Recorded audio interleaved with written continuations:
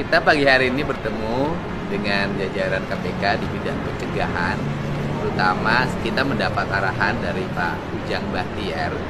Arahannya adalah seiring dengan kebijakan yang diambil oleh pemerintah Provinsi Jawa Barat untuk melakukan upaya mengefisiensikan, mengealokasikan seluruh belanja pemerintah dari belanja yang tidak penting ke belanja yang dianggap menjadi kepentingan publik, terutama di bidang pendidikan, kesehatan, infrastruktur jalan, irigasi, penanganan kemiskinan, jaringan listrik. Itu menjadi prioritas utama kami, dan kami mendapat arahan seluruh kebijakan itu nanti harus terkawal menjadi output, outcome, dan benefit kepentingan masyarakat.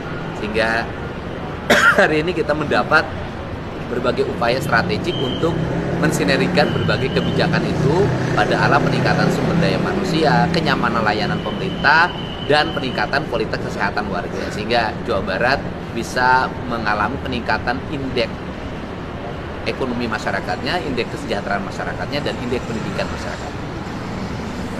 Ya. Terima kasih, Pak Direktur. Ya, terima kasih. Hari ini kami kedatangan Pak Gubernur Jawa Barat, Pak Deddy Mulyadi. Beliau menyampaikan banyak hal terkait langkah-langkah strategis beliau di dalam mengoptimalkan sumber daya yang dimiliki dari pemerintah Jawa Barat, di mana diantaranya beliau mulai melakukan langkah strategis dengan memperbaiki perencanaan dan penggunaan anggaran yang ada di Provinsi Jawa Barat, di mana prinsipnya beliau bahwa sumber daya yang dimiliki oleh pemerintah Jawa Barat ini harus kembali dan bermanfaat untuk masyarakat, baik itu jangka panjang maupun jangka menengah maupun jangka pendek. Dan ini beliau meminta kepada kami dari KPK untuk memastikan bahwa langkah strategis beliau ini yang pertama memang tidak menjadi aturan, kemudian pelaksanaannya di mana bahwa itu harus ada yang mengawasi. Nah, kegiatan ini merupakan suatu langkah strategi yang kami apresiasi, dan kami berharap bahwa apa yang menjadi ide, gagasan, improvisasi dari Pak Gubernur Jawa Barat ini betul-betul membuat langkah perubahan dan kemanfaatan yang real kepada masyarakat Jawa Barat dan sekitarnya. Demikian, terima kasih. Silakan teman-teman. Izin Pak Demur mau bertanya, apakah program yang dikoordinasikan ini termasuk program siswa ke Barat itu, Pak? Oh iya, yang pertama program itu kan gini, kita akan menceritakan realokasi anggaran. Ada 5 triliun lebih, ada realokasi anggaran.